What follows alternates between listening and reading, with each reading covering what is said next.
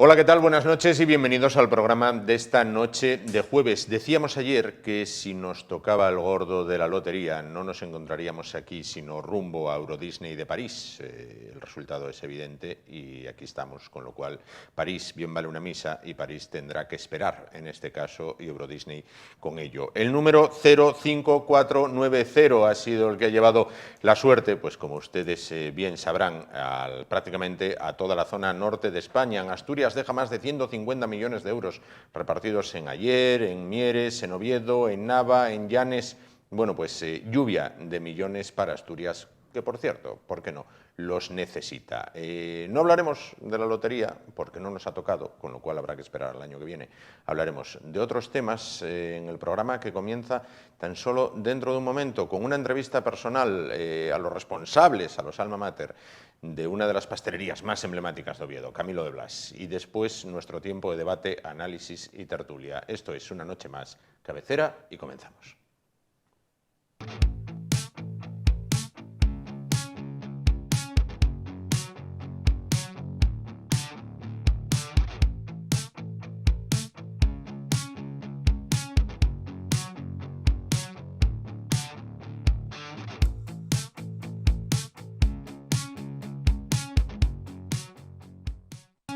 Bueno, vamos a hablar a continuación, en estas épocas en las que nos encontramos, bueno, pues no podría ser de otra manera.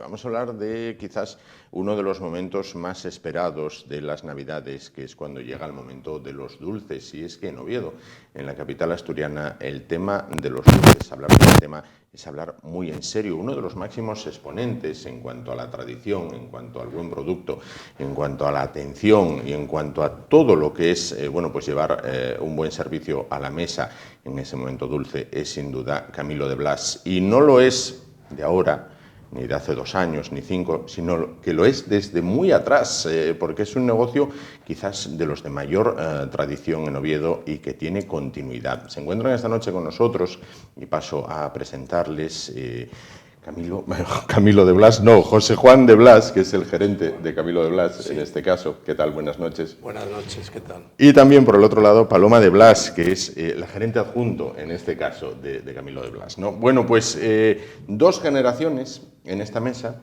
de un negocio con mucha historia y tradición, tal y como lo comprueban todos los que entran en lo que es prácticamente un decorado de cine, y que así fue utilizado también. Efectivamente. Un negocio con mucha tradición. Sí, desde hace 108 años, y bueno, yo soy la 4ª y Paloma la 5ª generación. Y ya tenemos allá la 6ª, que no sabemos, que hace un mes tenemos la 6ª en camino, ¿eh? Sí. Bueno, la vida da muchas vueltas, pero bueno, siempre está bien, estar cubierto un poco. ¿Hay que ir orientando ya? O... No, todavía es muy pequeñito para hablar como un mes, ¿no? Pero bueno, sí.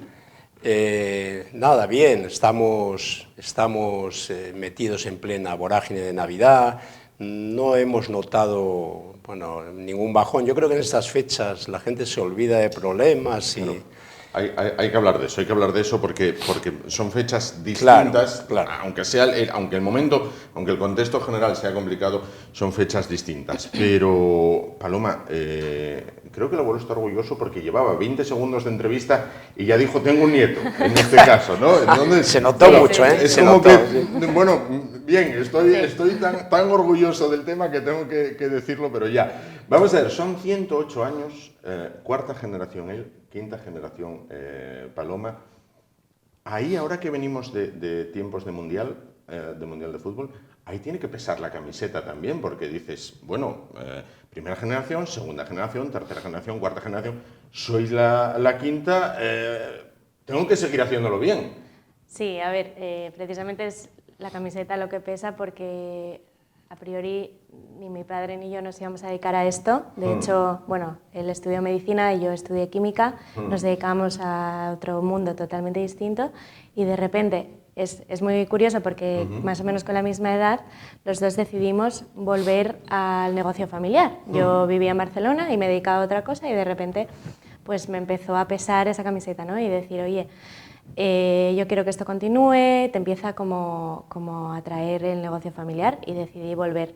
Y yo creo que eso se consigue si tú desde pequeño ves tu empresa como tu casa, claro. Al final quieres lo mejor para ella y cuando ves que eso se puede acabar, pues no te lo planteas, ¿no? Entonces, pues tal. Y es una responsabilidad, por supuesto. Al final, pues tiene un nombre y una tradición y una calidad que tienes que mantener y a la vez tienes que aportar cosas nuevas porque si no la gente se aburre. Entonces, claro.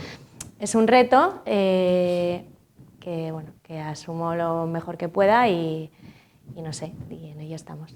Y apostaría por ir, es muy pronto, pero que hubiera esa sexta generación que dijera, bueno, pues oye, mira, voy a estudiar lo que me apetezca, porque hay que estudiar lo que cada cual le apetezca, que ya bastante difícil es estudiar, pero un día vuelvo al negocio. Pues es que yo creo que precisamente la manera de conseguirlo es no inculcarle, o sea, la forma de inculcar, no forzar. Yo no recuerdo que nunca mis padres me dijeran, oye, ¿te has planteado? No, o sea, simplemente en mi casa Camilo era el día a día, o sea, no sé, comíamos todo de Camilo, yo veía cómo trabajaban, vives con eso y no sé, yo hice lo que quise, igual que todos los niños que tienen la suerte de poder elegir y luego pues quise volver y eso es lo que yo me gustaría hacer con mi hijo y si decide no volver, igual que pues por ejemplo los hermanos de mi padre o mi hermana que no quisieron, pues no fenomenal, ¿no? Al final yo creo que es una decisión personal y precisamente porque es una decisión propia, el negocio continúa porque tú cuando decides hacerlo y no lo haces forzado, lo haces lo mejor que puedes, ¿no? Correcto, claro. Bueno, decíamos, estamos en tiempos de un contexto general difícil, ¿vale? Pero esa dificultad en Navidad, bueno, parece que se sobrepone, que dices, bueno, ya lo que tenga que venir, que venga luego, porque ahora no me voy a amargar, nunca mejor dicho, la Navidad. ¿Notan eso? Totalmente, bueno, pero ya lo notamos por el verano, dijimos, se va a notar mucho el bajón, ¿qué va? Yo creo que es como si la gente dijera, bueno, mira, a mí no me pesca otro COVID y me deja ahí con esa incertidumbre, para cuatro días que quedan, viva la vida, ¿no? Y entonces hubo muchísima animación, eso, bueno, estimula a todos mucho más contentos porque funciona, más creativos, más de todo, o sea, esa actitud positiva siempre es buena. De momento está un poco esa racha, la gente sigue gastando, Yo digo sobre todo que cuando son fechas tan especiales como la Navidad, tú no andas jugando a cara y cruz, te vas a lo que ya conoces de siempre, aparte de los recuerdos que significan para ti, como otras Navidades, de ese niño, que eso te marca muchísimo.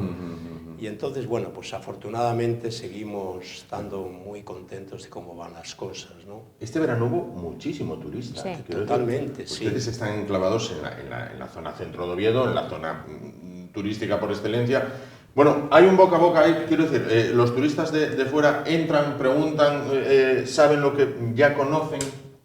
Sí, hoy día la gente está muy informada, ya sabe, pero hay gente que no, Hay gente que viene un poco, nos dijeron que tenían un pastel de aquí, que no sé qué.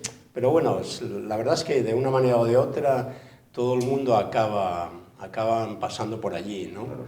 Y de hecho, yo lo comentaba el otro día, que me decía una guía turística un poco enfadada porque estaba enseñando la catedral y la Cámara Santa como algo, bueno, pues hay que estar un poco... Y le dijo una turista, perdone, dígame, ¿de cuándo vamos a eso de los Carballeros? Un momentín, hombre, vamos a ver, seriedad, hombre. Entonces, vamos primero a lo divino, ya luego iremos a lo humano, ¿no? ¿Verdad? Claro. Sí, pero bueno, que ya afortunadamente ya perteneces a algo más que hay que ver de Oviedo, ¿no? Sin duda, sin duda. De hecho, el turismo gastronómico hoy en día está en tendencia y todos lo hacemos. Viajas a un sitio, yo por ejemplo, que me encanta comer, yo qué sé, vas a una ciudad y lo primero que miro es qué es lo típico, dónde podemos comer. Bueno, lo primero no sé, pero va como integrado, ¿no? Dentro de lo que hay que ver, tal. Y bueno, nosotros yo creo que con el Carballón en el mundo gastronómico en Oviedo somos una referencia y es una de las cosas que la gente viene a buscar.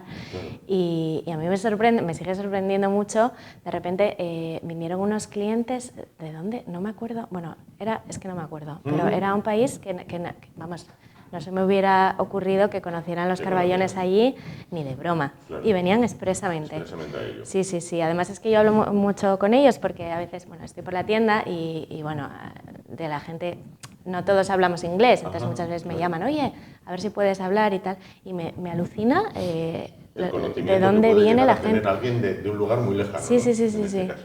Sí, ¿Qué sí. papel juegan en esto? Y le pregunto a Paloma, por ser más joven, todo el tema de las redes, todo el tema online, venta online, redes sociales, todo esto ha supuesto un cambio, supongo, exponencial para los negocios, y el que no esté ahora en eso adolece una pata tremendamente importante. Exacto, es que ya llega un punto que no estar en redes, o sea, estar en redes no es un plus, es que si no estás en redes no existes, o sea, tienes que estar, es obligatorio. Y en el COVID se vio muy claro, nosotros, por suerte, mi padre ya hace 15 años hizo una página web una pastelería con página web, bueno, es que no había, que yo misma decía, pero ¿qué haces con esto? Si es que le estás dando información a la competencia de precios, ¿no? Pero la tenía ahí. Y fue gracias a esa web que en el COVID pudimos tirar adelante. Claro. Que mucha gente nos decía, ¡jo, qué rápida reacción! Digo, no, ya estaba. Bueno, sí que tuvimos que implementarla. Era simbólica, ¿no? Casi no era vendíamos simbólica. Nada. Sí, bueno, tuvimos la suerte bueno, la suerte no, en Asturias hay muy buenos profesionales de la comunicación y contactamos con una agencia que nos puso esa web en marcha y tiramos adelante con eso. Y las redes, es verdad que como a mí me pilló todo esto de Facebook e Instagram en una edad que justo yo empezaba con mis redes personales, ya cuando estaba viviendo en Barcelona, que no me dedicaba a la empresa, le abrí a Camilo como hobby un Facebook y un Instagram. Con una amiga empezamos a hacer cosas, esta amiga se dedica a eso y es profesional del tema, y la contratamos y ya lo teníamos, pero por divertimento nuestro, de Emma se llama, de Emma y mío, ¿no? Y mira, y fue eso lo que nos salvó de la pandemia. De aquella debacle llamada pandemia, porque enganchamos una con otra, ¿eh? Cuando acaba la crisis inmobiliaria, ya está, enganchamos el COVID, y cuando acaba el COVID enganchamos la de la guerra, y cuando acabe la guerra engancharemos otra. Los que son más veteranos dirán, bueno, a mí que me tocan todas. Sí, también es verdad. Yo muchas veces lo pienso, lo que se habrá pasado por la cabeza a la gente de la generación de nuestros padres, ¿no? Haber tenido su juventud limitada por esa posguerra y por todo aquello, y ahora que podían ser tener un poco de poder adquisitivo, tienen que estar algunos manteniendo a sus hijos por problemas de trabajo. Ahora les cae encima lo del COVID, digo, oye, déjales algo, déjales vivir un poco, ¿no? Como me decía alguna señora, me decía, oiga, ahora que por fin ya tengo un poco de dinero, ahora que soy tan mayor, para poder comprar unos pasteles, el médico no me deja. Y no le haga caso, hombre, que vaya por ahí, hombre. Pero es verdad que le damos poco margen para que puedan ser un poco felices. Es verdad. Las ventas, volviendo al tema online. Ahora en Navidad, entiendo que se amplía el abanico. ¿Y hasta dónde llegan? Quiero decir, ¿qué países que no se sospecha o qué lugares que dices, madre mía, estoy vendiendo para esta zona, estoy vendiendo para esta otra? ¿Hasta dónde pueden llegar? Vendemos en toda Europa. De hecho, en Navidad tenemos un par de clientes de Italia y Francia que nos piden siempre cestas de regalo. ¿Cestas de regalo? De hecho, el año pasado enviamos un par de cestas de regalo a Francia eran empresas. Sí. O sea, un cliente francés que para una empresa de Francia, en vez de contactar con una pastelería allí, que ojo, Francia es el referente en pastelería, por supuesto, pues nos las pide a nosotros. Y dices, bueno, pues no sé por qué, ¿no? Porque no le he preguntado, pues a lo mejor tiene familia aquí o a lo mejor es que tenemos un servicio online muy fácil. Claro. Que eso yo creo que es la clave, porque hay mucha gente que me dice, oye, pues mira, es que buscando en Google enviar un regalo tal, me habéis salido vosotros. Sí. Y yo soy de Zamora y bueno, pues como enviáis a toda España, ¿qué más me da, no? Comprarlo aquí que comprárselo en Zamora a alguien, si yo lo que quiero es comprarlo y no salir de mi casa. Entonces, la web ha sido más para ventas nacionales y europeas. Ya internacionales en web no nos metemos porque las aduanas paran, claro, y es un follón. Sí que habéis hecho, yo no estaba en la empresa, pero sí que hacíamos envíos internacionales antes. Sí, pero a mí hubo que se empeñó que se lo mandara para tener en Navidad. Con un mes de antelación dije, es que tardan, yo no tengo tampoco una compañía que me dé seguridad. Bueno, hombre, envíelo, hay muchas que están bastante acreditadas y tal. y se lo mandamos. Y claro, me llamó el día 15 de enero y dice, claro, yo ahora ya lo sé, pero esto, bueno, bien, no se preocupe, lo siento que se quedó sin ello, pero Claro. no hay una seguridad y claro, meterte ahí a ver qué pasa. Por tema de aduanas no puedes, ¿no? Y además es producto perecedero. Sí que en Europa, la verdad que los envíos son geniales y en 3 días está, entonces no hay problema. Sí que no enviamos todo. A Nacional sí, porque trabajamos con agencias de frío y no hay problema. Pero en Europa solo especialidades, sobre todo carballones, nuglas, es lo que más enviamos. Y sí, no sé. Qué bueno. Sí. Hablábamos antes de ese, no sé si relevo generacional o no, pero bueno, de sí el compartir, ¿no? La gerencia y la gerencia adjunta. Se da el caso de que dices, por ejemplo, muy bien, yo tengo un producto consolidado desde hace más de 100 años, pero la otra parte, por ejemplo, dice, hay que innovar. Pero innovar lleva un riesgo, porque esto pasa como en todo. Si algo funciona, no lo toques. Pero claro, si no lo toco, es aburrido, porque entonces siempre va a seguir siendo lo mismo. ¿Cómo se hace el equilibrio? Y más cuando se es padre e hija, porque si es gerente y gerente adjunto, pero el gerente adjunto no es hija y es empleado del gerente, el gerente al final dice, esto es así y aquí no hay más que dar, pero claro, la hija puede seguir trucando, en este caso, diciendo, hazme caso, hazme caso, hazme caso. ¿Esto cómo se hace? ¿Cómo se mantiene ese equilibrio entre la tradición de lo bueno que funciona y el innovar sin perder? Sí, pero yo creo que ella lo tiene muy claro, que nunca haría una innovación que pasara por un cambio radical. Siempre son cambios, como comentaba ella también alguna vez, son cambios dentro de la misma línea, ¿no? Sí. Puedes cambiar, puedes, pues eso, hacer productos que aparte de... Por ejemplo, nosotros, en vez de hacer productos concretamente algo sin gluten, procuramos seleccionar dentro de los que tenemos el que pueden tomarlo a alguien alérgico o con ese problema. Entonces, nunca solemos empezar con algo al azar, A lo ¿no? loco, ¿no? No, sino dentro de lo que tenemos, seleccionamos un poco y hacemos cambios siempre muy dentro de la misma línea, ¿no? De hecho, una chica me dijo una vez, oiga, llevé esos pasteles suyos sin gluten, y bueno, para mi madre, y le encantó, solo para mí tienen un problema. Dije yo, sí, dice que son para ella y me los como yo. Dije, bueno, vale, hasta ahí llegamos bien, ¿no? Bendito problema. Bendito problema. Entonces yo creo que no, eso ella sobre todo lo tiene muy en cuenta, o sea, yo creo que la mejor manera de asumir el relevo de un negocio es ver cómo funciona en su filosofía y mantenerla por encima de todo, y bueno, Paloma en eso lo tiene muy, muy, muy claro. Paloma, ¿cómo va ese tema? Sí, yo, bueno, opino así. Al final es que innovar no pasa siempre por hacer productos nuevos. Innovar puede ser de muchas formas. Entonces, una de las formas que estoy haciendo es pues coger lo que ya tenemos y enseñarlo. Claro. Y hay clientes que me dicen, ala, ¿qué? No sé, saco un pastel que a lo mejor no se conoce tanto, un Milano, no sé. ¡Ay, qué buena pinta! Tengo que ir a probarlo. No, mira, es que lleva 50 años el pastel, ¿no? Entonces, al final es hacer, comunicar, bueno, la forma de comunicar, pues a lo mejor es hacer un vídeo en el que se explica el proceso de elaboración del Milano. Correcto. Pero ese pastel ya lleva muchísimo tiempo. O una caja selección con un ramo de flores, Sí. Pues cogemos los productos más tradicionales de Camilo, le ponemos un ramo de flores, sí que en packaging innovamos, o sea, Sí. antiguamente la gente iba a la tienda y se lo dabas en una bolsa, ahora no, ahora ya hay que enviar fuera, entonces se hacen cajas bonitas, bueno, una caja bonita con el ramo, con los productos bien presentados, y a veces no hace falta más. Y luego en tema de producto, de innovación de productos, justamente lo que decía mi padre, o sea, coger productos que ya tenemos y adaptarlos a intolerancias, ¿no? Eso además es muy químico, que a mí me gusta mucho ese tema. Entonces, por ejemplo, teníamos pasteles sin gluten. Pues la novedad de este año ha sido hacerlo sin gluten y sin lactosa, que es tan fácil como cambiar la leche y la nata por leche y nata sin lactosa y adaptar las proporciones para que el pastel siga estando rico y siga durando pues lo que tenga que durar, ¿no? Claro.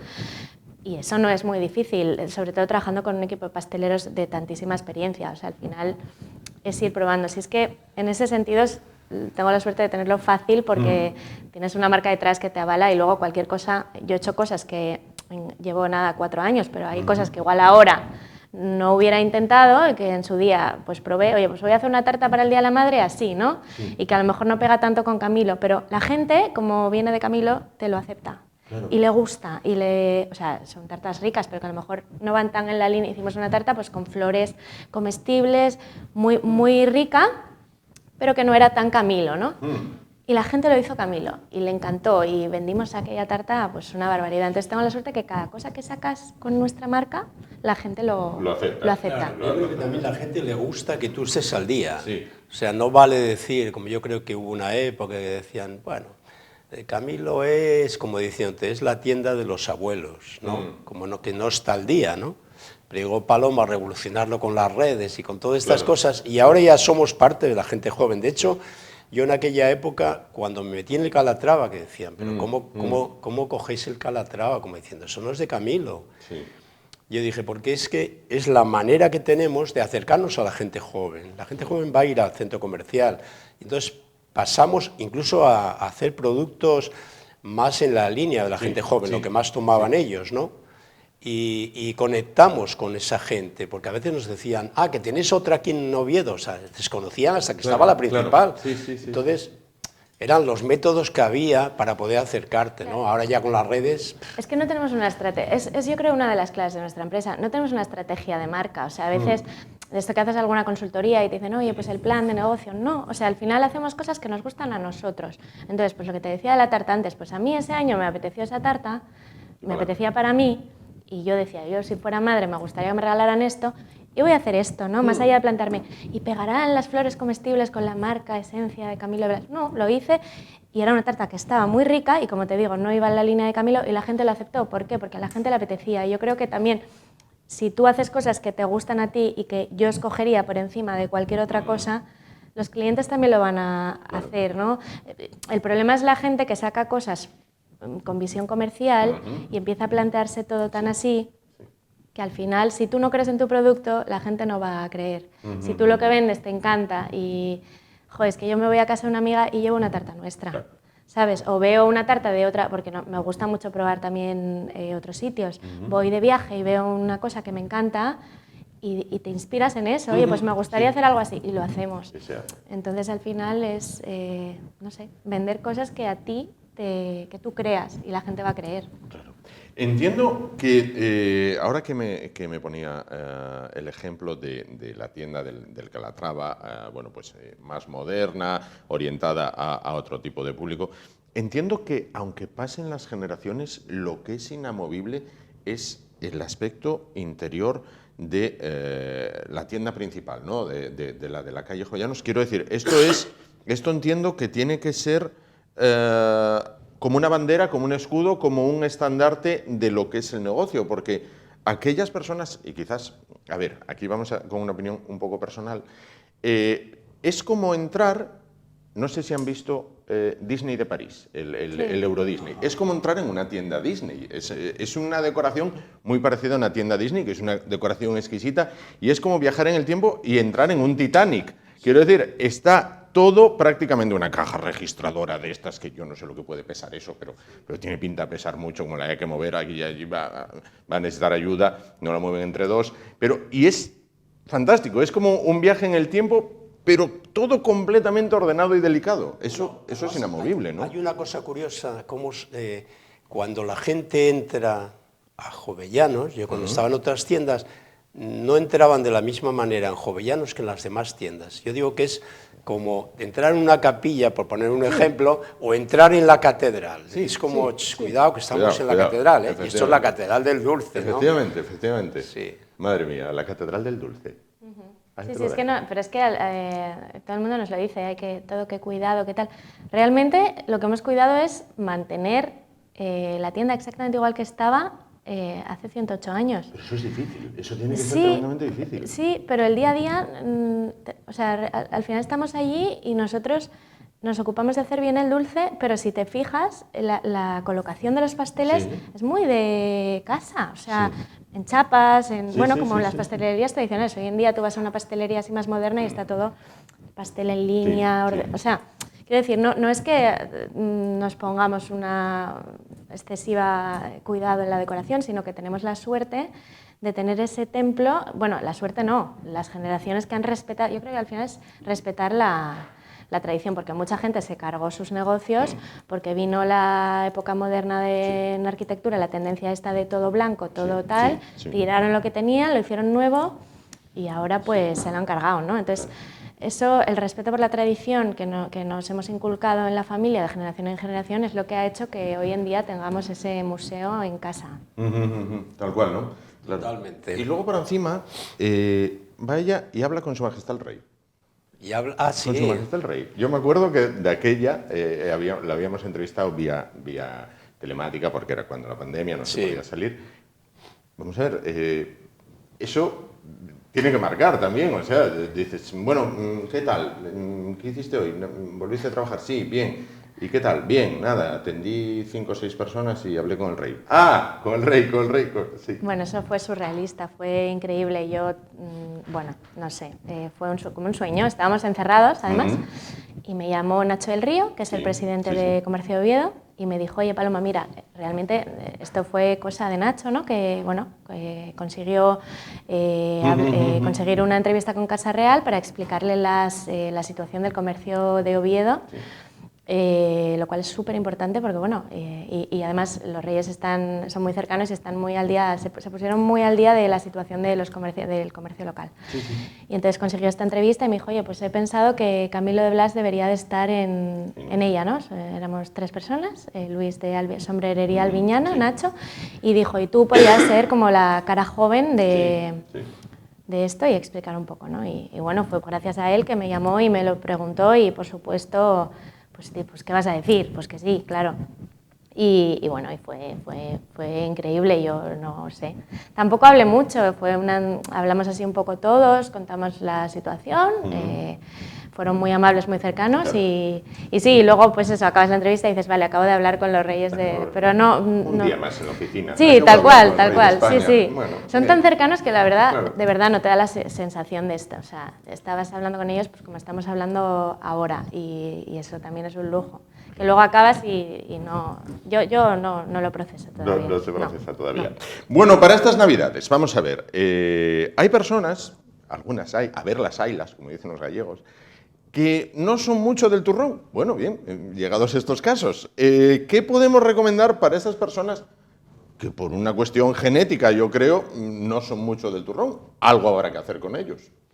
Bueno, pues este año hemos sacado unas barras diferentes de turrones, bueno, más fáciles así de comérselos y con más surtido, como si fueran bombones, pero adaptados a los turrones de la época.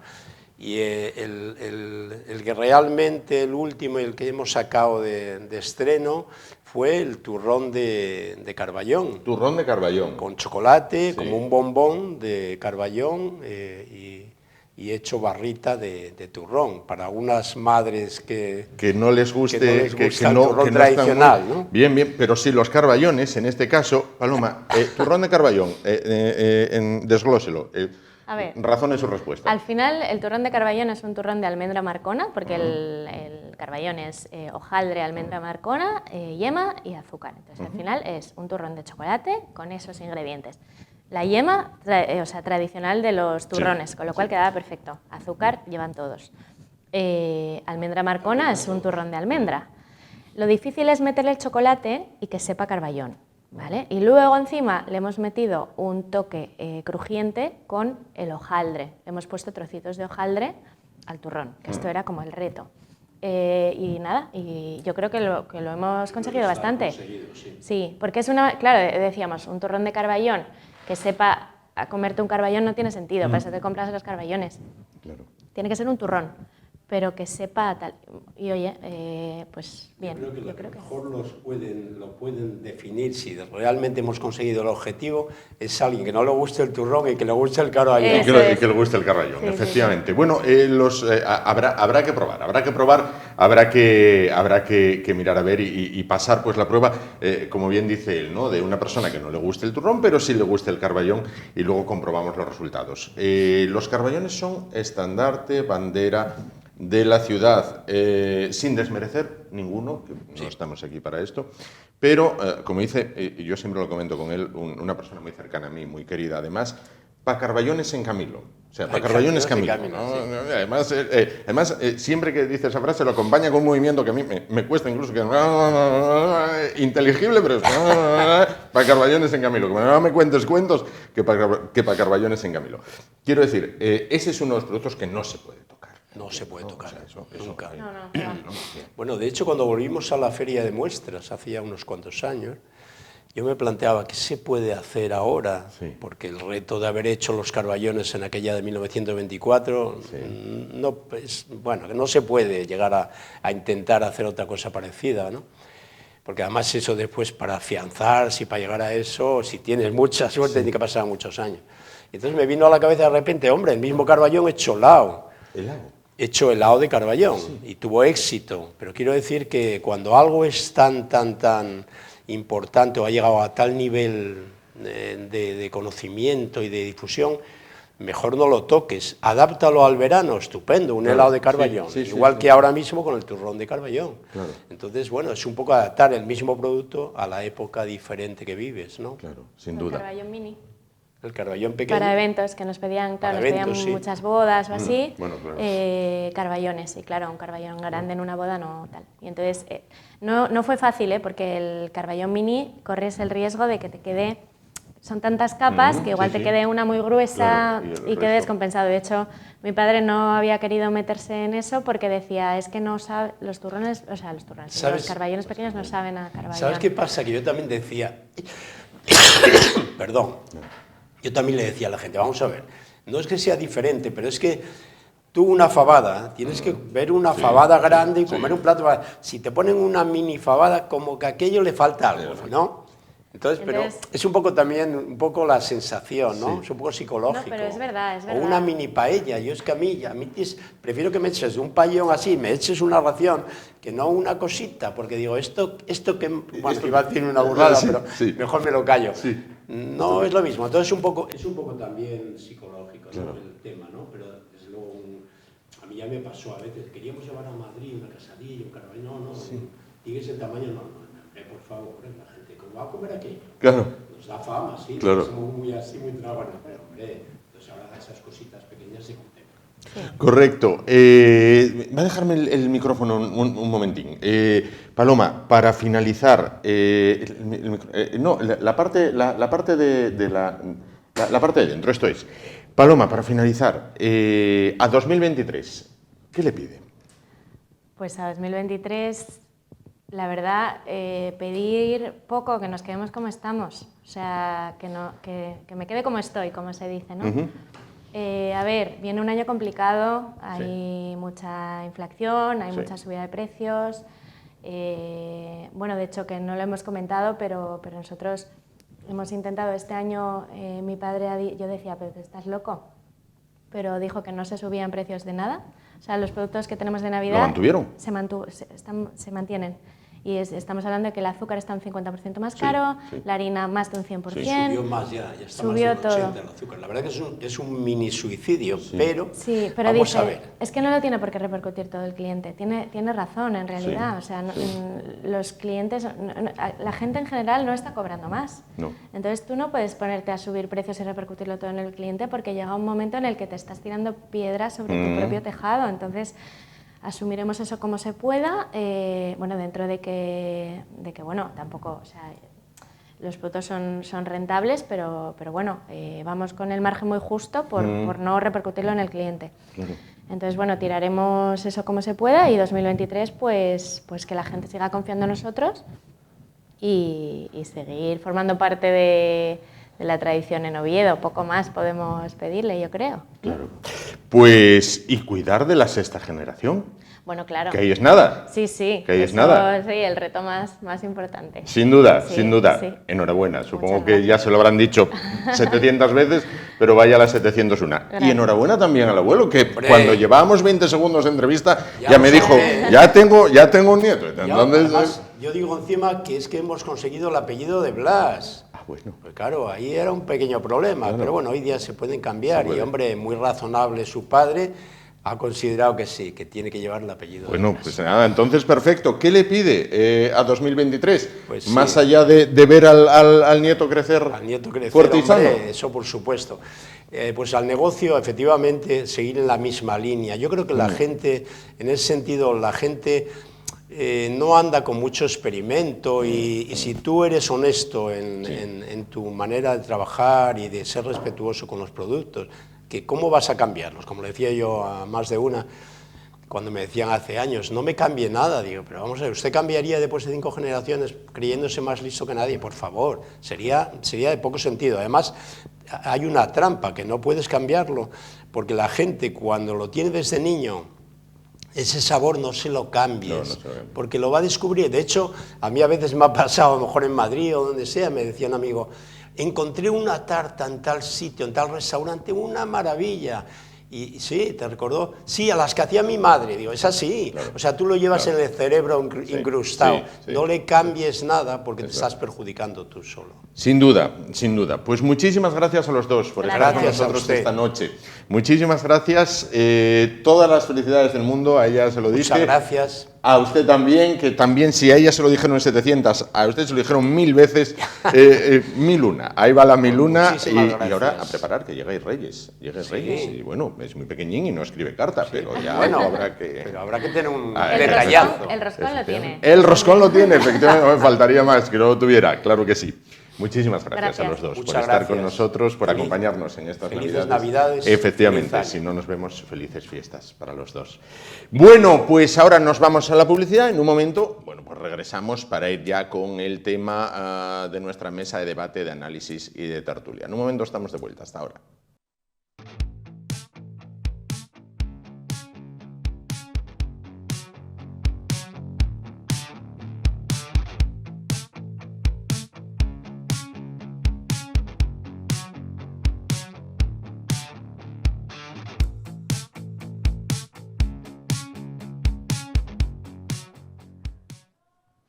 Bueno, pues después de ese momento tan dulce en la entrevista personal, vamos ya de lo divino a lo humano en este caso. Vamos a hablar, abrimos ya nuestra mesa de debate, de tertulia, de análisis. Vamos a tratar de tocar 3 temas con nuestros 3 invitados de esta noche, que paso a presentarles. Vamos a comenzar presentando por este lado Diego Barceló. ¿Qué tal? Buenas noches. ¿Qué tal? Buenas noches. Economista. ¿Qué tal? Enhorabuena por el tema de Argentina, campeón del Mundial. Muchas gracias. En este caso, de manera telegráfica, ¿algo de lotería? ¿Agraciado con algo de lotería? Nada, que yo sepa, de momento no revisé nada, pero tampoco creo que tenía 1 o 2 números nada más. Bueno, sería tentar mucho la suerte. Sí.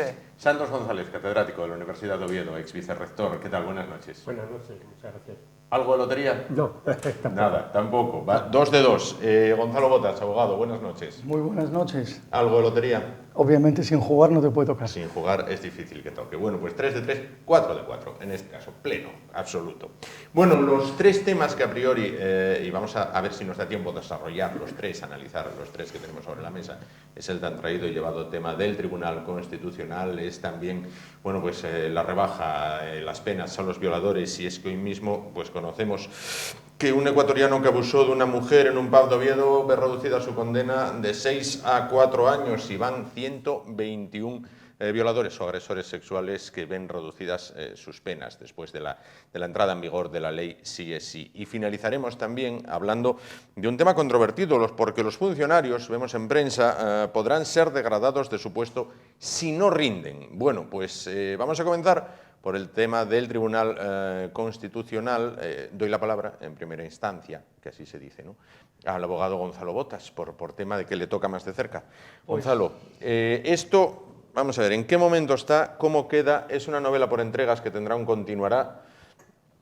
Bueno, obviamente tendrá un continuará, eso está claro, ¿no? Pero evidentemente el continuará no será ahora, no será de la forma que se ha intentado y no será, probablemente sea en cuanto al fondo igual, pero la partida ahora mismo está zanjada, ¿no? De hecho, los propios órganos constitucionales o encargados por la Constitución de designar a los magistrados, bueno, y a los miembros del Tribunal Constitucional, porque técnicamente los miembros del Tribunal Constitucional no son magistrados, no es poder judicial y no tienen que tener la condición de magistrados en modo alguno. Magistrados son los del Consejo General del Poder Judicial. Digo que técnicamente como decía,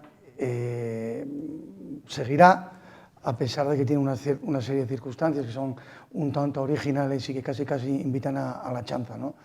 Como todo lo que proviene, o casi todo lo que proviene de este gobierno, el pecar de originalidad, que en derecho siempre suele estar bien visto, sobre todo cuando estás en sala, sí, no puede estar bien visto cuando eres el legislador, ¿no? Hay uno de los aspectos de la norma que yo creo que puede llegar a producir hilaridad porque sería propio de casi del circo. ¿Qué sería? Que es precisamente que una de las reformas que pretenden es que cuando uno de los órganos constitucionales no cumpla con su obligación, la bola pasa para el siguiente, como si estuviésemos en un concurso de televisión y paso y te la doy para ti. Es un absurdo, ¿no? Es decir, el juego de las mayorías es uno que sí es el que se puede, y dependiendo de las circunstancias, se debe tocar. No olvidemos que el juego de mayorías actual proviene de una reforma efectuada por el gobierno de Zapatero a la que el PP se opuso en su día. Se pretendía defender a las minorías exigiendo una mayoría más cualificada. Sí. Bien, parece evidente que una mayoría más cualificada implica una mayor dificultad para llegar a un acuerdo. Eso no creo que se le escape a nadie, ¿no? Claro. Es una cuestión meramente aritmética. ¿Qué ocurre? Que llegados a ese punto, pues le estás dando un arma a las minorías, o a la oposición en este caso, lo suficientemente fuerte como para que te bloquee cualquier acuerdo que no vaya dotado de una cierta, vamos a llamarlo, independencia, ¿no? Sí. Porque realmente en el Constitucional la independencia ni se presume ni se debería presumir, no deja de ser un órgano político, órgano además anómalo, no existe en todas las jurisdicciones y en muchos países, en parte de Occidente, ese control de legalidad suprema de la norma recae en el Tribunal Supremo, que en mi opinión, a estas alturas de la democracia, es donde debería residir. Tenía sentido, con la Constitución en su momento, encargárselo a un órgano creado ex novo para que no fuesen los jueces del antiguo régimen, frente a los que se tenía una cierta prevención normativa, que yo creo que prevención que puedes tener como lego, pero que en términos generales yo casi me fío más del juez que del legislador siempre. Por más que haya jueces buenos y malos, como hay legisladores malos y menos malos. Creo que no existe legislador bueno. Creo que hay alguien en esta mesa que va a estar de acuerdo conmigo, ¿no? Pero bueno, lo que digo, eso es, cuando menos es pintoresco, ¿no? Y el hecho de tratar de meter por la puerta de atrás sin informes contrarios y negativos que existían y que se orillaron en el debate, pues yo creo que ya de por sí casi obligaba a tomar una decisión que, desde mi punto de vista, por parte del Constitucional es impecable en lo que atañe a la forma. Es una exigencia de legalidad y precisamente la voluntad popular, para ser tal voluntad popular, tiene que emitirse de conformidad con las normas que nos hemos dictado para que esa voluntad popular emane. Y si la Constitución establece, y si nuestras normas establecen, unas mayorías cualificadas, según sea el derecho que se regula, respetémoslo, no cuesta tanto. Y no son solo mayorías, es también un procedimiento más complejo, con más informes y con muchas más cautelas, porque se parte de que cuando el derecho que estamos discutiendo es más delicado, es más importante, la prudencia obliga a que opine más gente, a que no sea una mera cuestión que parta del debate partidista, ¿no? Es decir, por muy partisanos que estamos en España. Antes de esto, decía Diego, que en Argentina, en tema del fútbol, y en todos los temas, son muy partisanos. En España no andamos a la zaga, ¿no? España es un país de banderas, de trincheras, y entonces quizás hay demasiadas cosas que precisan ser hurtadas de esa mera aritmética partidista.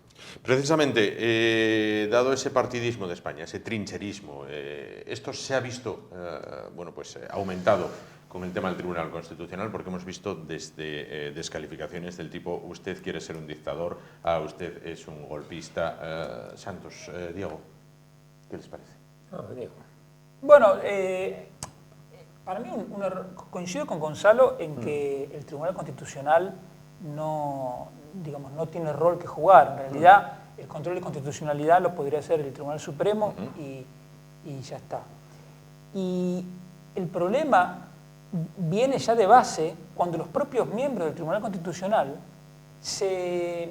admiten ser agrupados en los bandos conservador o progresista, cuando ellos como cuerpo tendrán que denunciar eso para precisamente defender su independencia, cosa que no han hecho nunca. Entonces, evidentemente, ahora a mí, más allá de la parte técnica que Gonzalo domina y yo no domino, el punto que para mí es central es la vocación, llamémosle autoritaria, del presidente Sánchez, con la, complicidad del aparato del PSOE, porque ninguno está protestando contra esto, y que es coherente con la falta de respeto continuas hacia el jefe del Estado, es decir, Su Majestad el Rey. Y uno se pregunta hasta dónde puede llegar esta gente cuando todavía tienen por delante prácticamente un año de legislatura. Entonces, lo preocupante es eso. O sea, esto del Tribunal Constitucional aparentemente está, digamos, contenido. Pero ¿hasta dónde pueden llegar? Porque están demostrando que no tienen, bueno, ya vienen demostrando hace rato que no tienen ningún escrúpulo y están dispuestos a saltarse o a manipular o a tergiversar o a masajear cualquier norma. Entonces, eso es muy preocupante. Claro. Santos. Sí, bueno, yo más o menos también la idea que está sobre la mesa, Sí. Lo que sí es un espectáculo, lo que estamos viviendo, ¿no? Es decir, yo no soy jurista tampoco, como comentaba Diego, y escucho con atención la exposición de Gonzalo, pero partiendo de la base de que efectivamente el Tribunal Constitucional no son magistrados, son profesionales, bueno, pues de todo tipo, pero muchos de la universidad, porque la universidad siempre es un granero. Y bueno, pues el hecho de que lo propongan los políticos ya da una idea, como siempre, equivocada y tergiversada. Unos proceden de un lado, otros de otro. Si no hubiera una mayoría cualificada, sería un caos. Hay una mayoría cualificada y ahora se quiere cambiar. Vamos al cabo de cabeza. Yo creo que es un espectáculo. El pueblo de la calle, bueno, menos mal que hoy es la lotería y la gente estará un poco alegre, pero está muy saturado de este espectáculo, desde luego que dice poco en favor de la democracia y que dice poco en favor de un pueblo, yo creo, ya maduro como es este. Como es este. Bueno, precisamente hilando con lo que decía Santos ahora, pregunto a los tres. Al ser un tema complejo, al ser un tema completamente muy técnico, al ser un tema, bueno, pues quizás de difícil explicación y difícil entendimiento, ¿es un tema al cual la ciudadanía puede estar ajena? ¿O a la vez estamos viendo titulares donde esto acaba con la separación de poderes en España, esto es un intento del presidente del gobierno de perpetuarse? Quiero decir, hemos estado tan cerca de eso y a la vez estamos tremendamente inmersos en que la gente esto le da un poquito... Técnicamente en España no existe separación de poderes. Tú escoges legislativo y ejecutivo en las nuevas elecciones, a partir de ese momento no hay separación de poderes, y los miembros del Poder Judicial, en parte al menos, casi en su totalidad, pero en parte al menos, están designados por el propio legislativo, que es lo mismo que por el ejecutivo, pero la mayoría son los mismos. Por lo tanto, en España la separación de poderes no existe. Si además el órgano que controla la constitucionalidad de las leyes, es decir, el respeto a nuestra Carta Magna de las leyes, es un órgano constitucional político, que no es un órgano judicial, pues ya me dirá alguien dónde está la separación de poderes en España. España se ha diseñado una democracia sin separación de poderes porque quien la diseñó, es más uno de los padres, era un asturiano, quizás el que más cabeza tenía de todos los que allí trabajaban, podemos decirlo, porque se decía de él que tenía la cabeza que tenía el Estado en la cabeza y algo más. Si de Fraga se decían muchas cosas, de Torcuato se decían muchas más, ¿no? Sí. Pues evidentemente es una constitución que nos establece una democracia que es pseudo-orgánica, en la que efectivamente hay sufragio universal, pero es un sufragio universal que está cautivo de los partidos políticos, en los que el votante no tiene capacidad de decisión sobre el elegible, sino tiene que escoger en el menú que se le presenta. Es más, el gobierno de Rajoy, bueno, no, entre el PSOE y el PP estableció una nueva limitación en su momento, creo que fue año 2011, 2010, una nueva limitación a la presentación de candidaturas a las elecciones generales cuando se establece un número mínimo de firmas. Creo que no hay nada más antidemocrático que exigir firmas para presentarse a unas elecciones, ¿no? Bueno, pues esa decisión se tomó por los dos partidos dominantes, y esos dos partidos dominantes lo que no querían es que nadie les hiciese sombra. Al final no estamos votando libremente porque no podemos decidir a quién dirigir el voto. No digo a qué, sino digo a quién. Sí, ¿vale? sí, se entiende. Entonces, si el sistema funciona y es un sistema decente para elegir presidente del gobierno, digámoslo así, al margen de lo que nos parezca la idón, lo cierto es que para elegir el legislativo es un sistema absolutamente disparatado, en el que estamos acostumbrados a la disciplina del voto, que no ocurre en ningún otro parlamento del mundo. Estamos ahora con una época, ejemplo, Estados Unidos está más polarizado que nunca, y aún así se trazan mayorías entre demócratas y conservadores. Estamos en un Reino Unido con una mayoría abrumadora de los Tories, en la que los propios Tories derrocan a su presidente, sí. aquí sería imposible, y en la que se pueden trazar alianzas entre los diputados, porque el diputado es de distrito, es decir, el diputado realmente tiene un mandato representativo y en ocasiones, incluso como en el Reino Unido, con un referéndum revocatorio a mitad de mandato, con unas condiciones muy, muy duras, porque no, tampoco puede ser la verbena de la paloma, ¿vale? Pero, al fin y al cabo, sí hay una democracia quizás mucho más saneada y más real, con más inconvenientes probablemente en cuanto a la gestión, pero al fin y al cabo le da mucho más poder al ciudadano, porque no olvidemos que la democracia no simplemente es votar, es decir, la democracia es que el ciudadano pueda controlar realmente al gobierno, controlar realmente a las instituciones y tener algo que decir. Y para eso yo creo que España está en el momento, lo decía antes, con el tema del constitucional y lo digo ahora también con el tema de cómo se diseña o no se diseña unas elecciones al Parlamento. Yo creo que estamos en el momento de dar un pasito más, de profundizar un poco en esa democracia y de dotarnos de unas instituciones que sean una gota más democráticas y un poco menos orgánicas. ¿Pero eso es una idea, es un deseo o tendría algún viso de realidad de poder llevarse a cabo? Hombre, si tienes en cuenta que el poder lo detentan dos, porque al fin y al cabo con quien le apoya, pero son dos, esos dos no van a estar interesados en perder el poder. Por lo tanto, o hay una crisis constitucional de una magnitud importante o es prácticamente imposible. Hablábamos de ello a finales de la primera década del siglo XX a cuenta de la corrupción. Era una ocasión histórica cuando se cambian los paradigmas, cuando ya tenemos poco dinero para que pongamos el foco en quién y cómo gestionan nuestros dineros y pongamos el foco en la forma de elegirlos y de controlarlos. Creo que la ocasión ha pasado, pero no obstante decía Burke aquello de que aunque perdamos en la lucha hay que seguir luchando, ¿no? Claro. Por traducirlo de una forma que se entienda. Yo creo que es una batalla que merece la pena.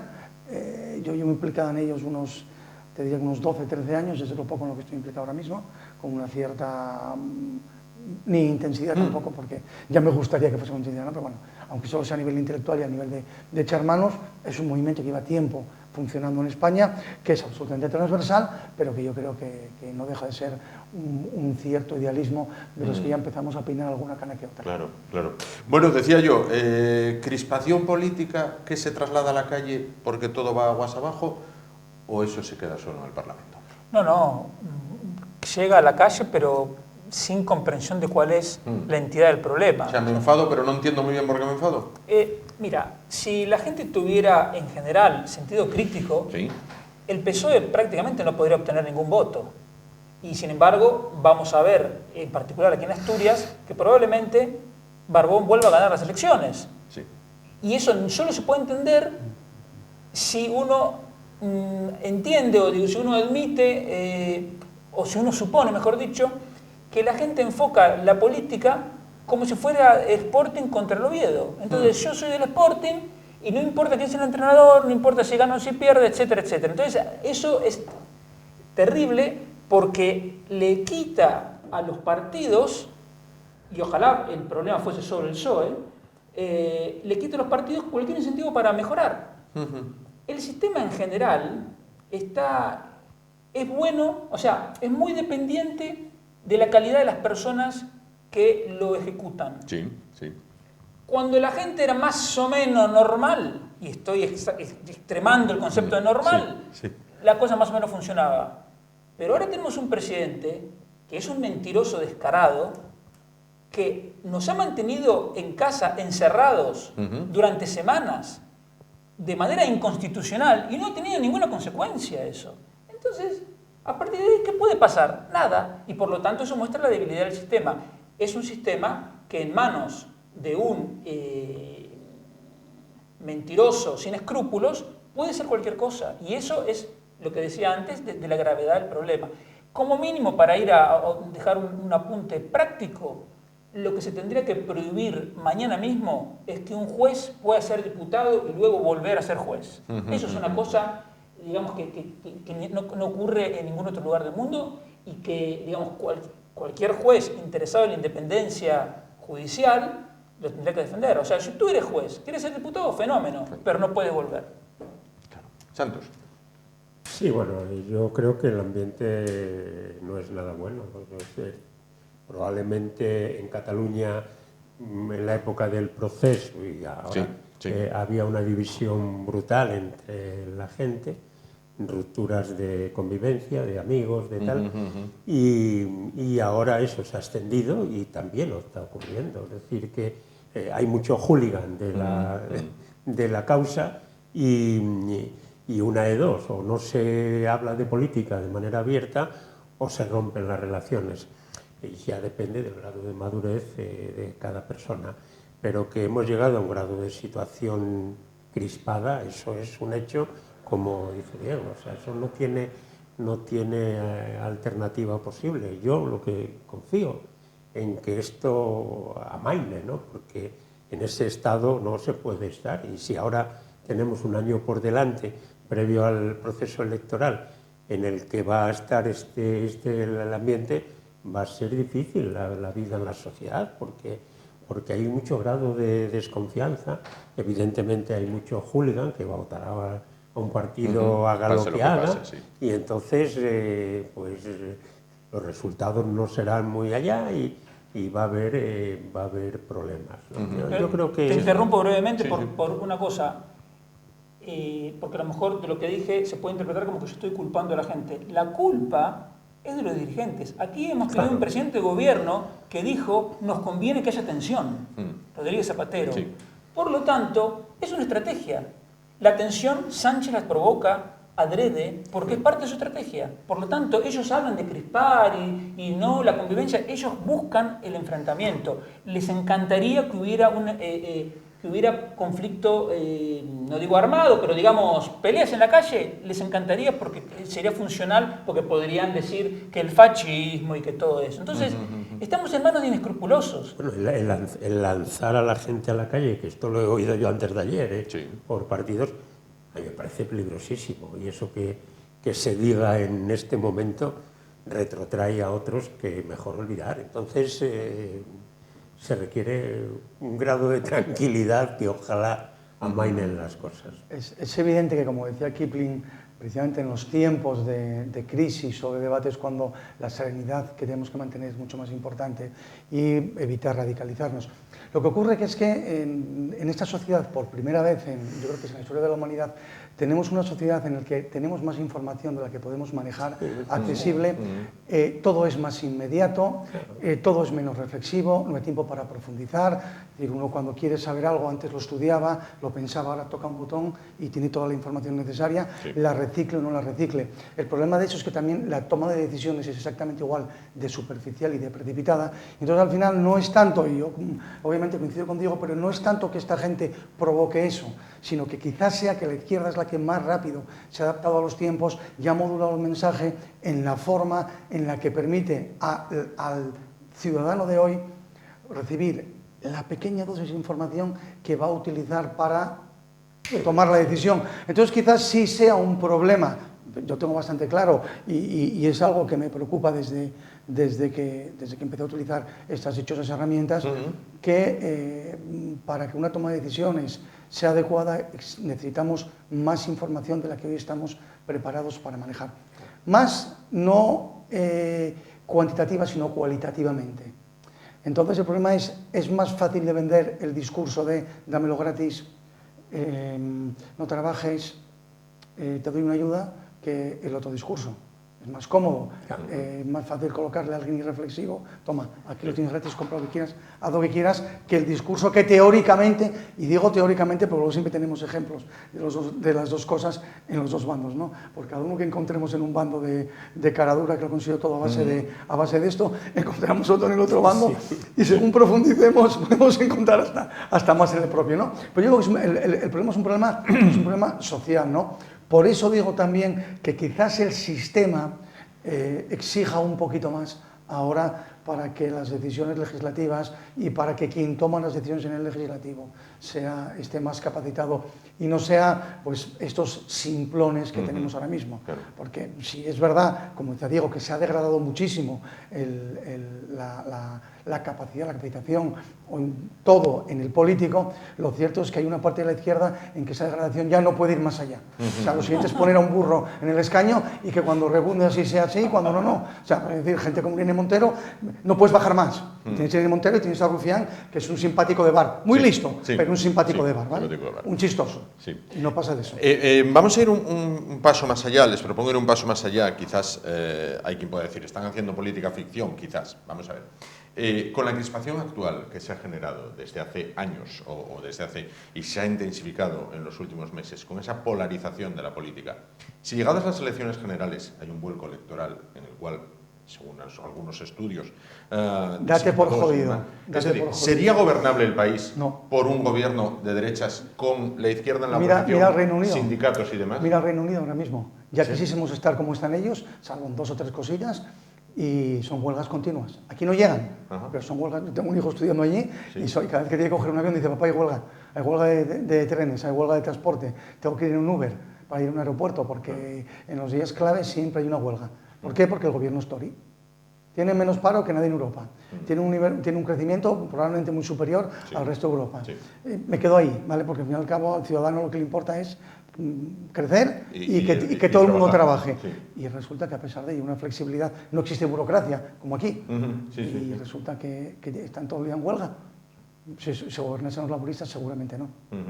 ¿Serían gobernables, Santos, Diego? Yo creo que se producirá el cambio, parece que va en esa línea. Y bueno, al principio habrá algo de ruido, pero yo creo que se tiene que poner orden, o sea, que pues, eso pasa por ahí. Luego hablaremos del tema del funcionariado y otras cosas. Y yo creo que hay que estimular a la gente para el trabajo, para que progrese, para que la sociedad viva en otro contexto y no subsidiada permanentemente y cobrando dinero y no estimulándoles a trabajar, ¿no? Yo eso creo que hay que cambiar y confío en que cambie, claro. Diego, ¿se decretaría el primer día el punto central es que la gente en las próximas elecciones castigue la mentira descarada, porque uno cuenta con que un político tiene que mentir. Vale. ¿Contamos ya con ello? Sí, contamos con eso. Contamos con ello.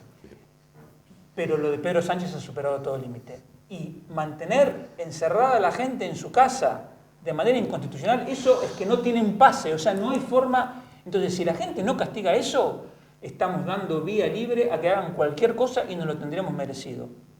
En cambio, si la gente castigara de alguna manera eso, bueno, por no decir además la ineptitud, bueno, y la hipocresía de la gente de Podemos, si la gente castigara eso, habría una esperanza de que, sobre todo en el PSOE, la gente normal que hay adentro, que son muchos, aunque están mudos, puedan animarse a hacer algo.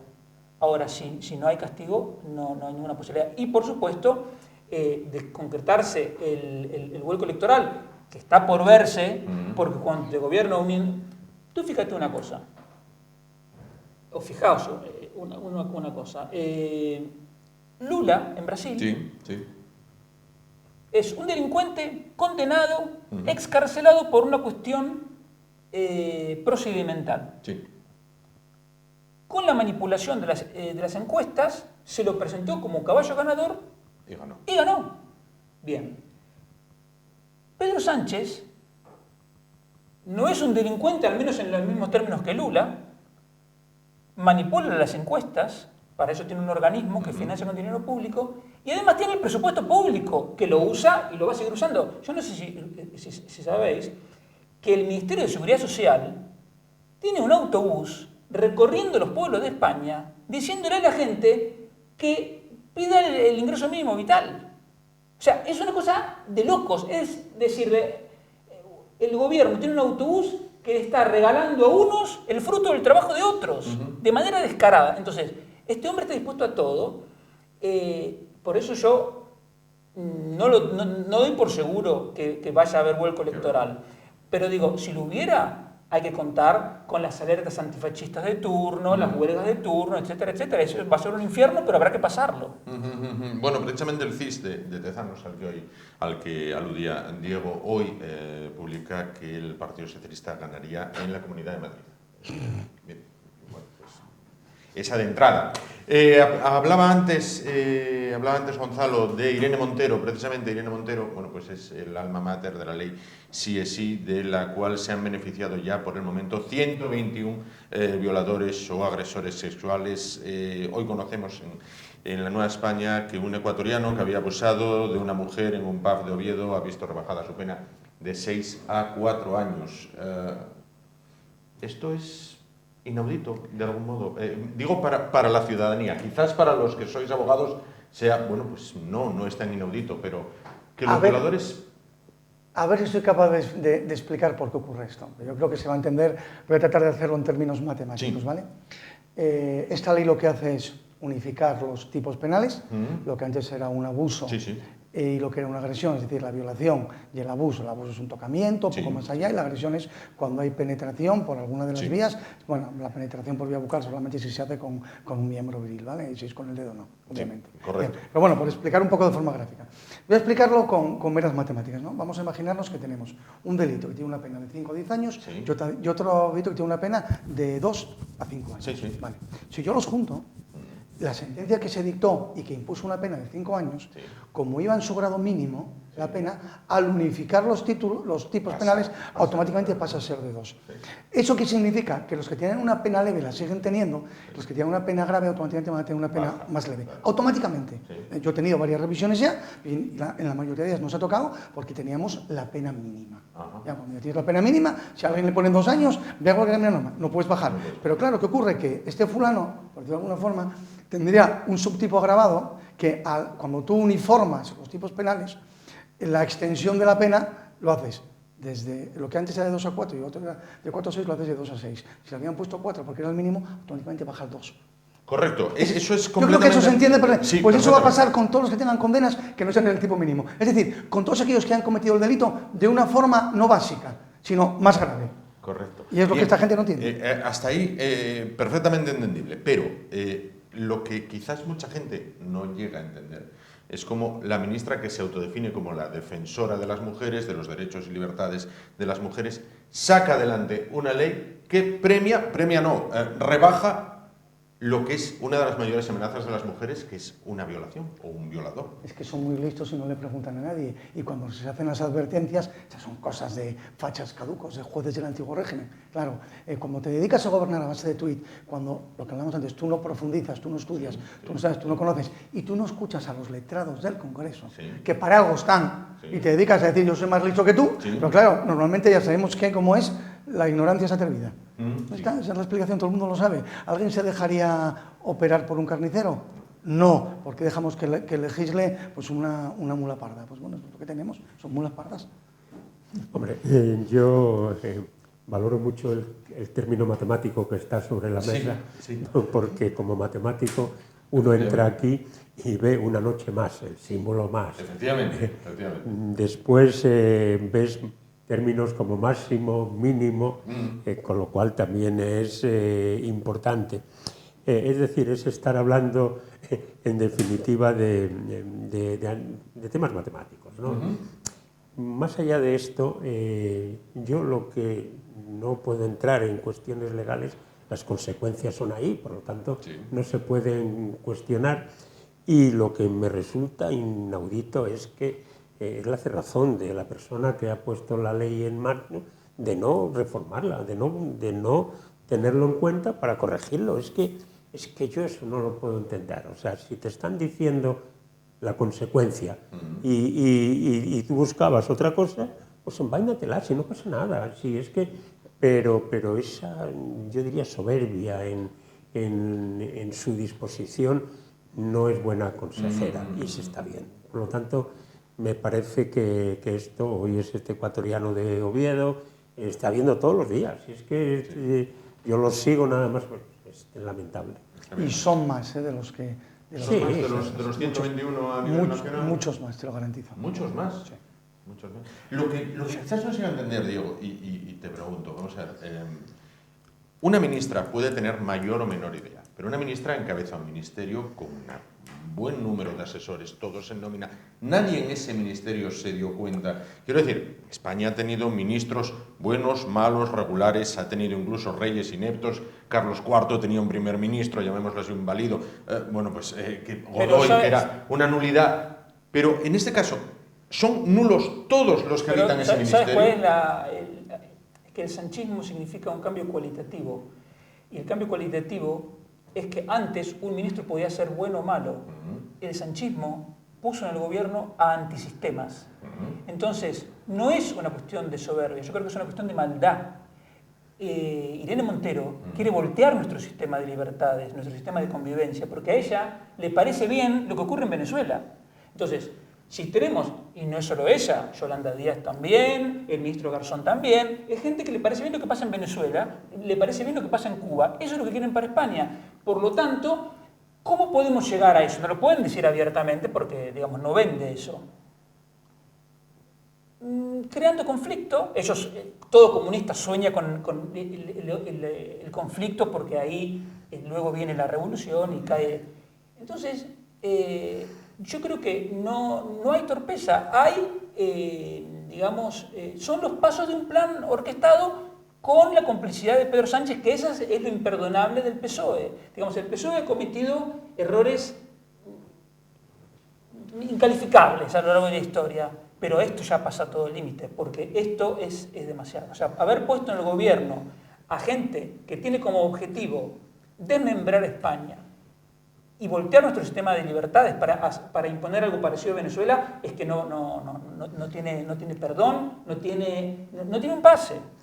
Y no se alce la voz hoy, yo sí que la quiero lanzar aquí por este profesor que está condenado a la horca por defender un tema de mujeres, y que este feminismo no alce la voz por eso, a mí me parece patético.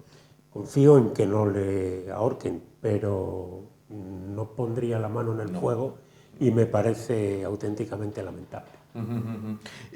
Gonzalo, decía Diego, un plan perfectamente orquestado. No hay que olvidar que esta ley fue aprobada por el Congreso. Es decir, ella puede pensar una barbaridad, pero fue refrendada por una mayoría que entiendo que ni se lo leyó. Yo creo, no, absolutamente, lo hablábamos antes, es decir, aquí se vota por banderas, levanta el dedo el líder de tu grupo y tú votas, y si no, tienes un problema. Pero fijaros, yo no soy tan de Hoy Carmen Calvo no ha votado la letra. Bueno, pero se ha abstenido, ¿eh? Sí, se ha abstenido, bien, pero... No ha votado en contra.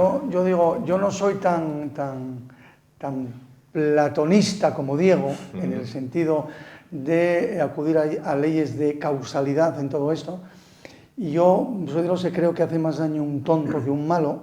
Eso lo dice Pérez Reverte. Yo soy un febril o enfermizo defensor de esa idea, y yo creo más en las leyes de la casualidad en este caso, ¿vale? ¿Y por qué lo digo? Porque lejos de que exista un plan, yo a esta gente no le doy la entidad intelectual suficiente para tener un plan tan largo y tan bien trazado, al menos a la mayoría de ellos. Yo creo que son supervivientes, Pedro Sánchez es un claro ejemplo de supervivencia, que aprovechan la coyuntura para una cosa o para la otra. Es decir, no hay tanto un plan, un empuje, un designio, una dirección, sino hay un cúmulo de errores concatenados que yo creo que es peor todavía, ¿no? Y de verdad lo creo. Yo no creo que estos quieran ser Venezuela. Estos todavía creen que con el socialismo se puede sacar algo adelante. Después de 200 años haciendo gilipollas, pues están empeñados en que podemos seguir haciendo lo mismo, que un día va a funcionar. Pero mira, tú decías antes que era una cuestión más de personas que de normas, absolutamente, ¿no? La clave está ahí, por eso vuelvo a lo que decía. Es decir, una mala norma manejada por una buena persona o por alguien bien armado y con buena intención puede dar un buen fruto. Una ley, por perfecta que sea, si el que la maneja es un estulte, al final lo que va a hacer es tonterías. O sea, es que ahí no hay más. Por eso yo creo que es más torpeza que un designio, que un buscar. Otra cosa es que se alían en sus torpezas y el camino es el barranco, o sea, no hay otro. Es decir, tú si no sabes conducir te estrellas. Y es lo que está pasando. No saben conducir y se estrellan. Por eso digo, y tú decías, no hay nadie de abajo. No, es que no escuchan al de abajo. Porque el ignorante, el torpe, es el que no escucha al de al lado. O sea, el primer atributo de la inteligencia es el oído. Sí. Si tú no eres capaz de percibir las opiniones de otras personas y de tamizar la tuya propia con la de ellos, tienes muy complicado avanzar. Te metes en tu propia cueva y no sales ahí. Correcto, pero todo político entiendo que tiene que tener un riesgo calculado. Es decir, el objetivo de todo político en España es ser reelegido. Es decir, es gobierno con las luces cortas, para 4 años, para que se me reeligen. Es decir, no hay nunca un plan de luces largas. No, eso aquí no existe, ¿vale? Por regla general. Habrá quien sí, pero no. Bien, en este caso, imaginémonos que uno de estos que se benefician, uno de estos violadores que se benefician de las penas, sale en libertad. Le quedan 2 años Se para presenta cumplir. por Podemos al Parlamento fijo. No sale voy elegido. a eso. Y sale en libertad. Bien, el otro día aquí sentado donde está Santos, un psicólogo decía que el grado de reinserción de los violadores es mínimo, es decir, tienden Pues a ser nulo. muy reincidentes. Vale, imaginémonos que uno de estos que sale reincide.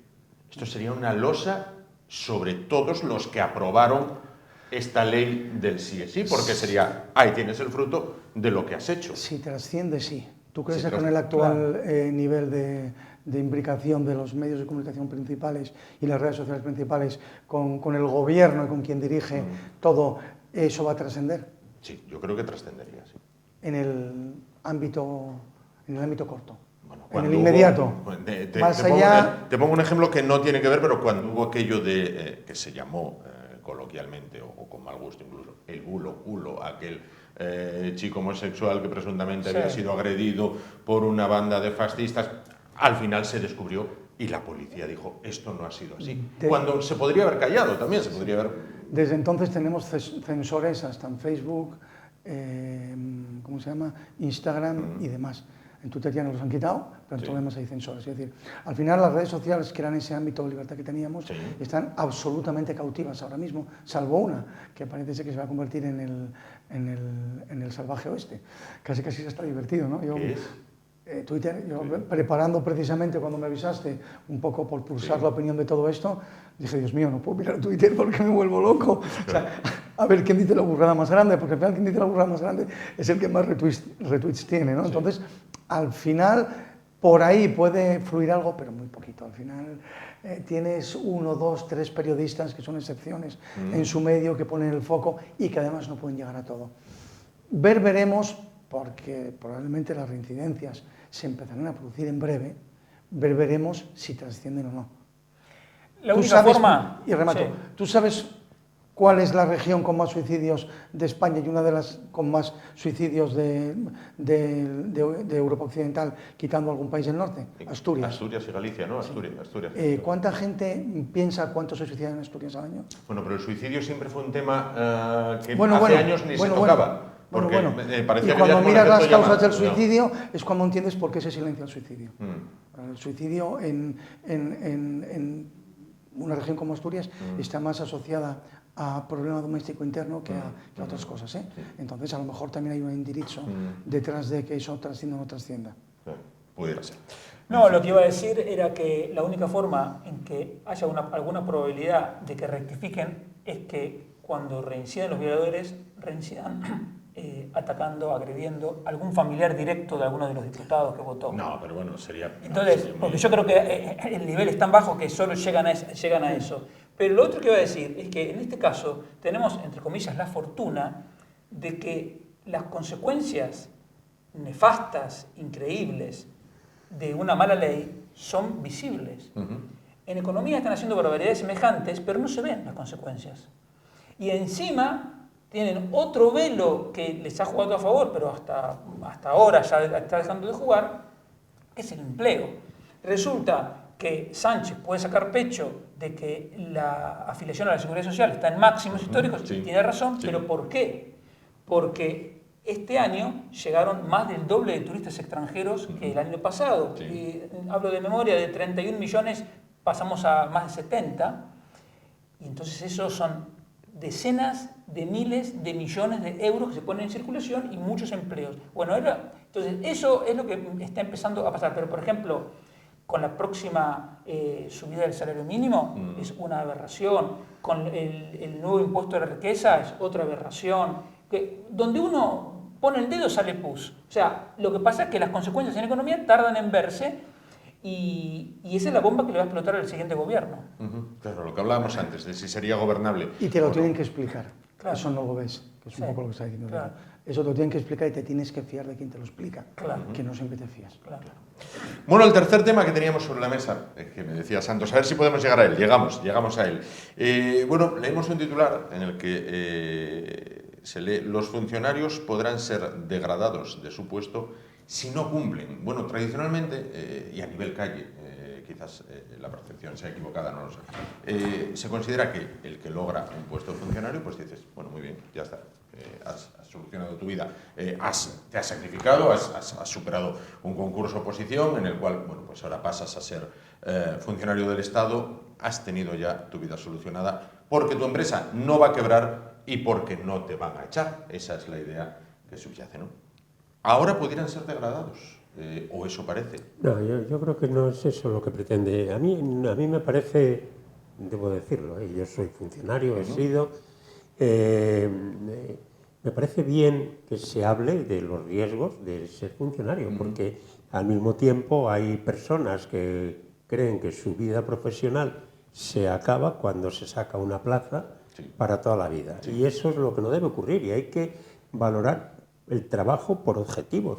La cuestión es quién va a valorar ese trabajo, que es ahí donde está el conflicto, porque los sindicatos querrán ser ellos. Yo creo que no debieran de ser los sindicatos, pero debieran de ser comisiones lo más independiente posible, pero que el funcionario tenga un estímulo permanentemente a lo largo de su vida, y que se trabaje por objetivos también en la función pública. Por lo tanto, se lleva al extremo la degradación. No, yo creo que no es eso lo que se pretende, pero sí que se valore el trabajo, porque en la función pública no todo el mundo tiene que tener el mismo reconocimiento, ni el mismo salario, tampoco es cuestión de llegar a un nivel 25 y cobras todo el mundo igual. Pues no, hay funcionarios que cumplen, que se esfuerzan, que trabajan, que permanentemente se forman, y otros que automáticamente se abandonan. Entonces no puede ser que todo el mundo cobre igual, tenga el mismo reconocimiento para lo demás. Entonces yo creo que ahí ese tema es importante, se ha lanzado, yo lo defiendo, y ahora vamos a ver si sindicalmente no se altera y se deja de valor. Simplemente lo que hay que revisar es el tema de la estabilidad laboral del empleo público. Sí. ¿Cuál es el sentido de eso? Que cuando cambia un gobierno, el nuevo gobierno no ponga a su gente y eche a todos. Vale, eso tiene sentido para un director general, un subdirector general, para cargos importantes de la policía, etc. Pero no para un enfermero, no para un administrativo. Entonces, como bien decía Santos, hay mucha gente, a grandes rasgos y simplificando, hay gente con mentalidad ganadora y gente con mentalidad perdedora. Yo siempre digo que la gente que llega a España en patera es gente con mentalidad ganadora, se están jugando la vida y creen que les va a ir mejor y lo apuestan todo. Sí. Una persona que hace una oposición pensando que va a tener un trabajo para toda la vida es una persona con mentalidad perdedora, no quiere nada más que eso. Bueno, el gobierno, al darle estabilidad a esa persona, le quita el poquito incentivo que le quedaba, se lo quita, y entonces lo que va a tener, lo que se garantiza con eso, es un empleado mediocre durante décadas. Entonces eso es lo contrario de lo que corresponde para una empresa, llamémosle empresa del sector público, que quiere funcionar bien, simplemente. Entonces, hay que revisar los incentivos. La gente al final actúa según los incentivos. Si tú a uno le dices, nunca te vamos a echar, ya está, a vivir. Entonces, ¿qué pasa? Es otro caso de un sistema que depende de la calidad humana de la gente. Si toca un funcionario honesto, que los hay y muchos, funcionará bien. Pero si le toca un mediocre, se aprovechará el sistema. Y como el ser humano es débil, el que es honesto, y algunos se puede terminar corrompiendo porque claro, ve mediocres y no puede hacer el trabajo de todos, entonces hay que ponerse también en su lugar, ¿no? Abandonas toda esperanza. Desde el punto de vista legal, un cambio como el que sugiere esa noticia es prácticamente inviable, por dos principios, ¿vale? que rigen en la función pública. Vamos, que rigen en general el derecho, ¿no? El primero es el de los derechos adquiridos, es decir, tú al nuevo que entre le vas a poder establecer un sistema de incentivos distinto, más favorable, digámoslo así, o incluso más favorable. Al que ya está no le puedes quitar lo que tiene. O sea, al principio de derechos adquiridos. Démonos por fastidiados, por no decirlo de otra forma, porque no lo puedes cambiar. Pero luego también tiene, respecto al nuevo que entra, otro principio que te va a ser un serio obstáculo, es decir, que es el de la igualdad, ¿vale? A igual puesto de trabajo, igual nivel retributivo, iguales derechos, iguales ascensos, iguales no ascensos, iguales incentivos. Sí. La vía de los incentivos bien manejada es una vía que siempre y cuando sea a mayores, la justicia la va a permitir. Cualquier cosa que sea una restricción, una pérdida de derechos, evidentemente no lo va a permitir nunca. Entonces, un cambio en ese sentido, por el futuro, que sería deseable, supone un funcionariado mucho más caro, más eficiente, pero mucho más caro. Entonces, perded toda esperanza porque no está el horno para bollos, no hay esa capacidad económica para estimular la productividad y no hay la posibilidad legal de penalizar la improductividad. Entonces, tenemos un sistema lamentable que, a salvo una crisis, tiene muy mala solución. En otros países el funcionario es otra cosa que aquí. Puso Diego un ejemplo que podemos tomarlo como tal, es decir, una cosa es un empleo público, el personal laboral o estatutario, y otra cosa es el funcionario, ¿vale? El problema que tiene España es que España tiene más funcionarios de los que debería tener, menos personal laboral del que debería tener. ¿Qué ocurre? Que para el acceso a la función pública o al empleo público rige el principio del mérito y la capacidad, y a partir de ese momento conviertes en funcionarios a todos. Vivimos en una Europa burócrata esencialmente, que además ya ha sancionado a España precisamente por los interinos, que era la única defensa que teníamos frente a esa falta de productividad, que ya nos ha dicho que consolidamos y no lo hemos hecho todavía, o los fondos pueden no llegar, como tantas otras amenazas que tenemos, que el problema de las amenazas es que esto es como el Pedro y el Lobo, un día llega. Un día llegará. Y el día que llegue y no llegue el dinero, a ver cómo nos arreglamos. Pero bueno, el tema está ahí, ¿no? El tema es muy difícil de hacer técnicamente. Yo no tengo esperanza con este legislador y con estos sindicatos que seamos capaces de meter mano a la cuestión para buscar una tercera vía o una cuarta vía de empleado público que permita adaptarse al mundo moderno, que sea favorable para el empleado público, pero para el que curra. Claro. ¿Tenéis casos o has llevado casos de funcionarios que pudieran ser expulsados de su trabajo? Ahora mismo tenemos un par de ellos en el despacho, no lo llevo yo directamente, lo llevan entre una compañera y un compañero, y sí. Es decir, hoy por hoy tú puedes expulsar a un funcionario. Es muy grave lo que tiene que ser para eso, una mera digamos así, dejadez no da para tanto, ¿no?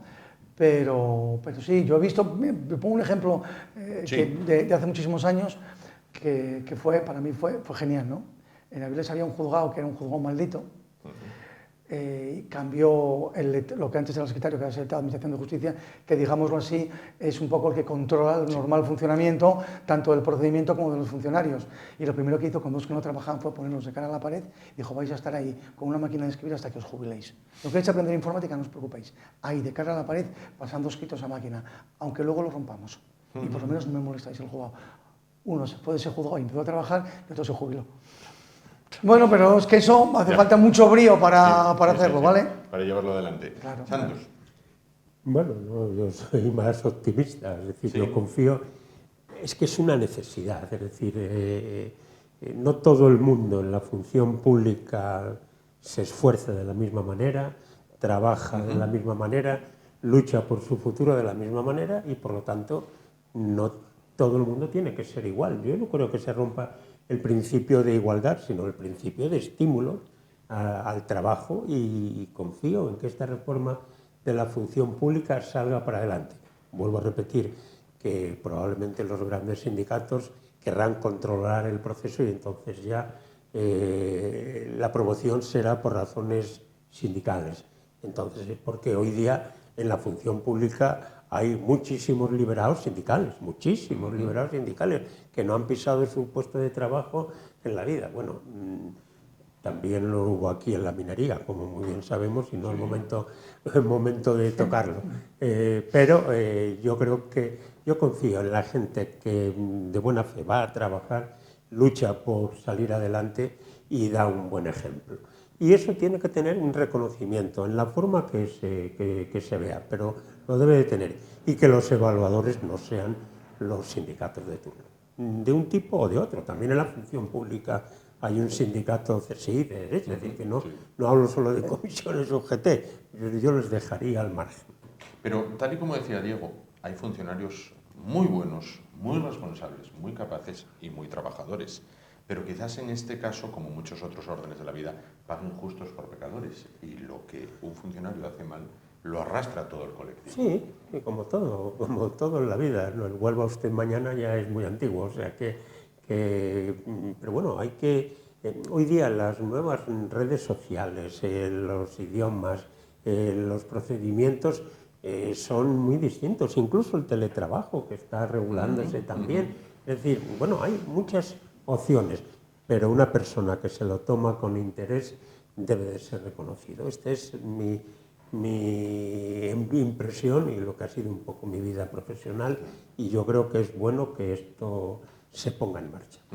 Digo, Gonzalo era tremendamente pesimista, Santos era optimista. Yo soy pesimista para ellos, optimista para mí. Si sale adelante la reforma voy a tener mucho trabajo. Sí, bueno, entonces... Sí, no, yo tiendo al pesimismo porque, a ver, en cualquier organización se desarrolla una cultura. Sí. Y en el sector público la cultura es vamos a vivir. Sí. Entonces, el funcionariado en general, por supuesto, una vez más, pagan justos por pecadores, se ha transformado en una casta privilegiada. Y la gente lo percibe y por eso la gente está rebotada. Entonces, ahora, una cosa es eso, la cultura del sector público, cuando no se puede cambiar de noche a la mañana. O sea, necesitamos para cambiarla tanto tiempo como venimos de vicios.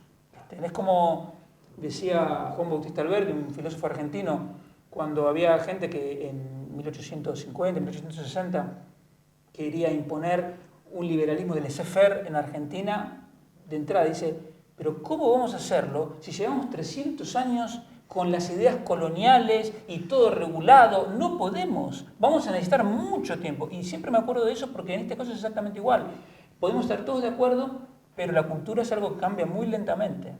Entonces, de ahí el pesimismo, ¿no? De ahí el pesimismo. En este caso, bueno, pues polarizado el sentimiento optimista y pesimista.